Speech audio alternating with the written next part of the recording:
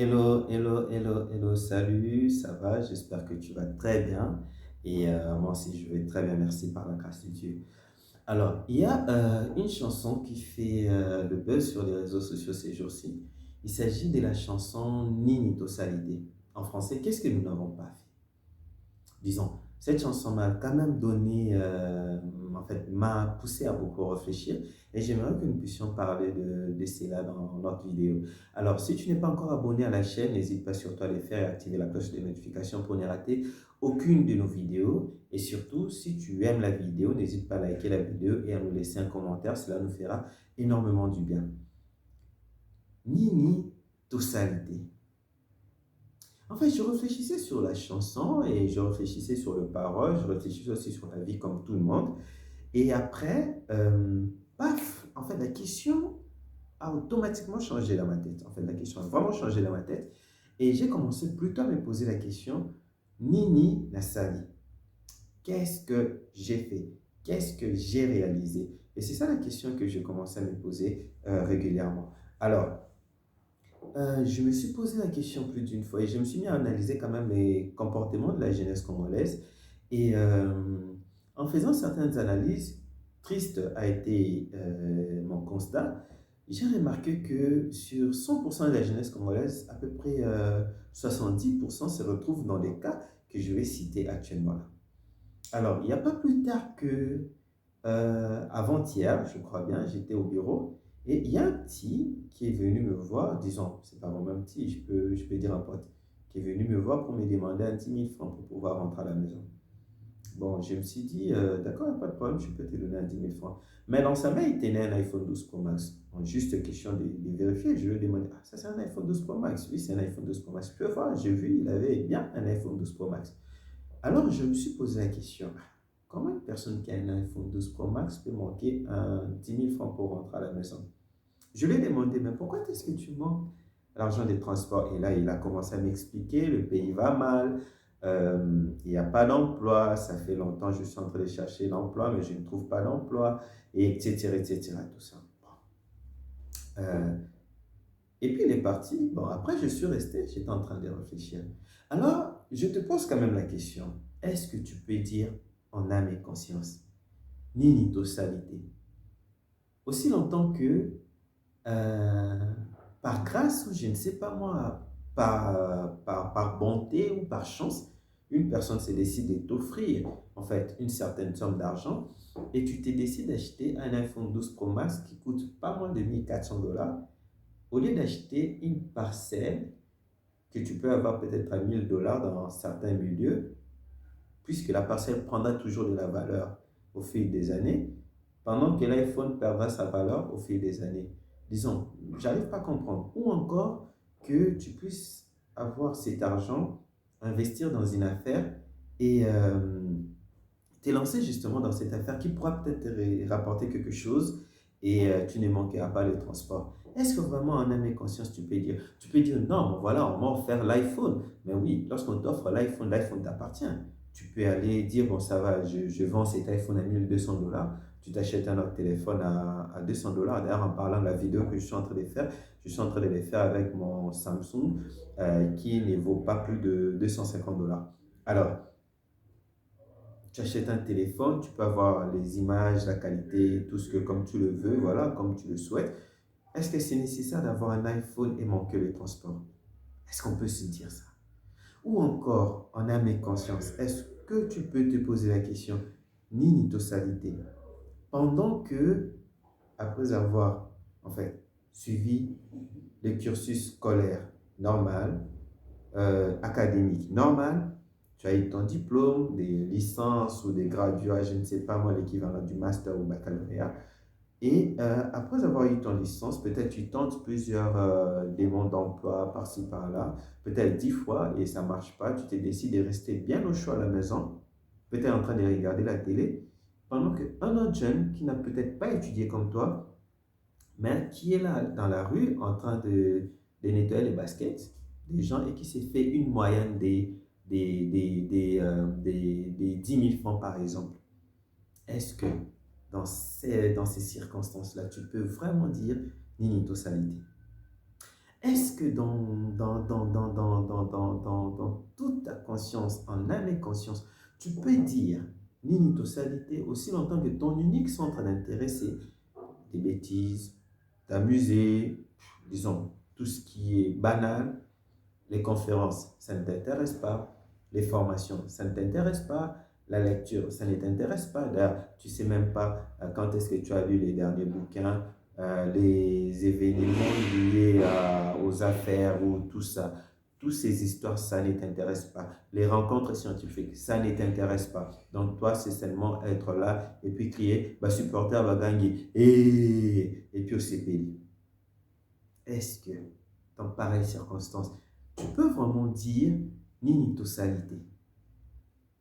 En fait, je ne vais pas dire que s'amuser n'est pas bon. Moi, personnellement, je m'amuse. Et pendant mes moments de délire avec mes amis, ça arrive, vous êtes là comme ça, vous rigolez, ainsi de suite, et puis vous criez aussi, bah, supporter va gagner. Et vous vous amusez, oui.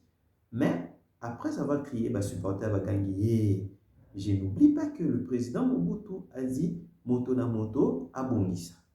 Donc, cela veut dire que chacun puisse arranger, que chacun puisse se parfaire en fait. Et après avoir crié bah, supporter Bagangui, je n'oublie pas non plus que le feu président Laurent Désiré Kabila a dit prenez-vous en charge. D'accord? Je n'oublie pas non plus que le président Joseph Kabila a dit changeons de mentalité. Je n'oublie pas ces histoires. Et je ne cite pas d'autres auteurs en fait. Ouais. Donc, du coup, il y a un moment où on peut s'amuser, il y a un moment où on doit revenir et puis dire non, voilà, que chacun puisse assumer. Voilà un peu.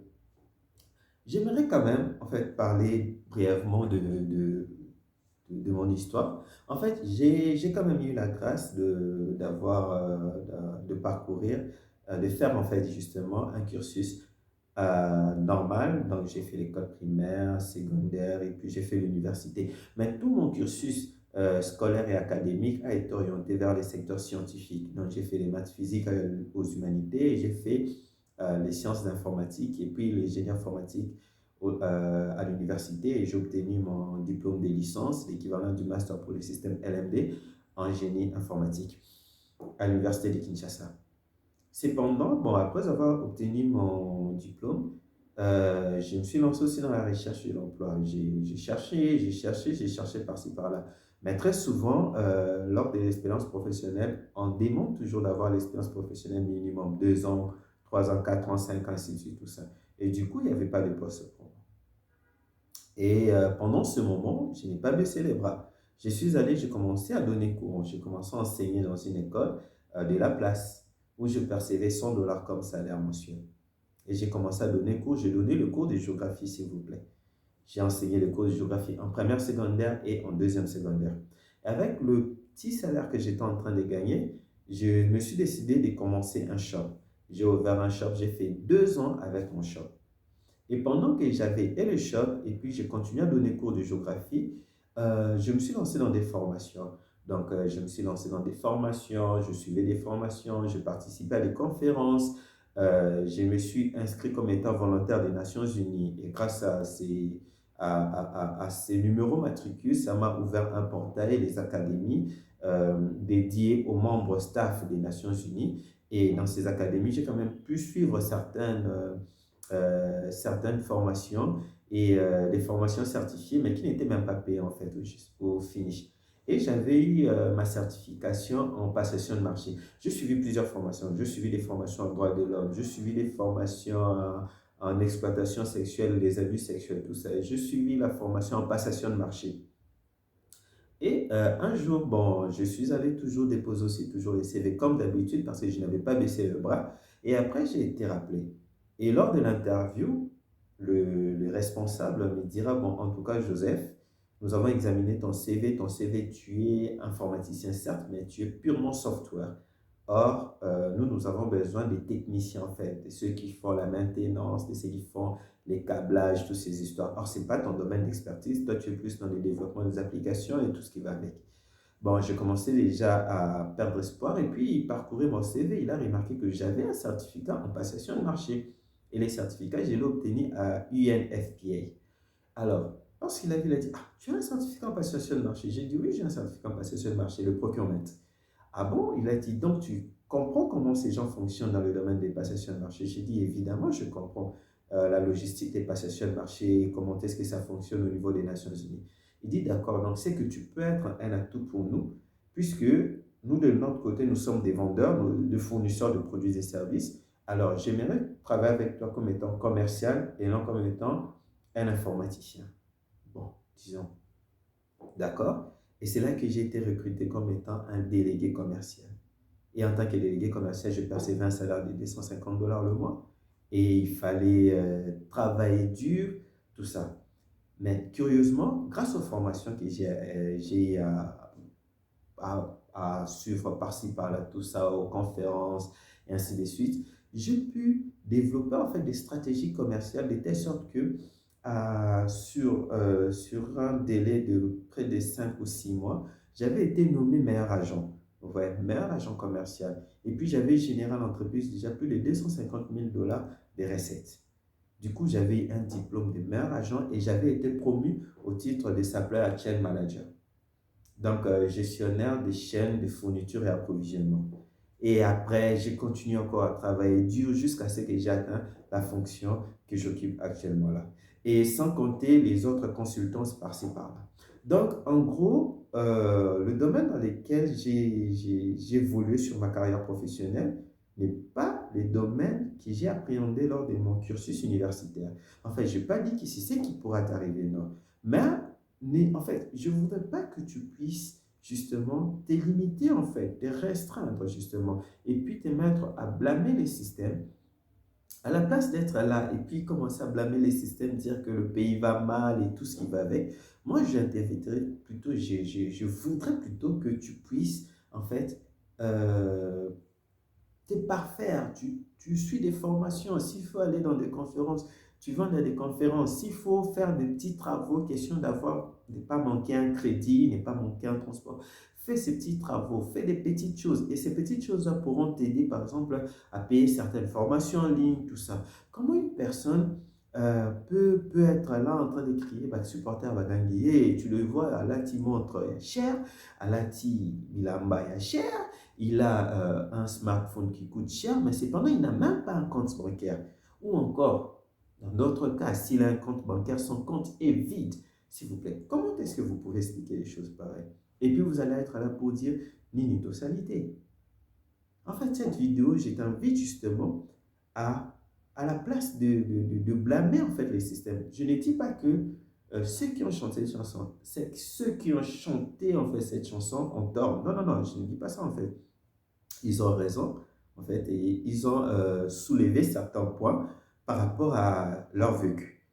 Mais cependant, je t'invite aussi à voir aussi avec un autre œil. À la place d'être là comme ça, dire voilà, ni une totalité, ni une totalité, ni une totalité, il serait peut-être encore préférable que tu puisses te reposer la question, Nini Nassali. Parce que moi, là, je me pose la question, Nini Nassali, qu'est-ce que j'ai réalisé? Et qu'est-ce que je dois réaliser? Quels sont mes rêves? Est-ce que j'ai atteint les 50% de mes rêves? Qu'est-ce que je fais? Et justement, quand tu te poses la question, tu te dis, qu'est-ce que je fais? Si, excusez-moi, si tu te rends compte que tu n'as rien fait encore, alors il est temps de commencer à faire.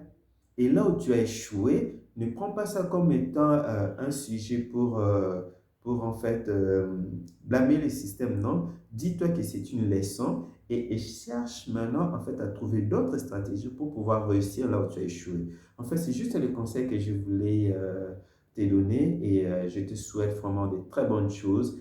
Je te souhaite de passer une excellente journée et que Dieu te bénisse richement.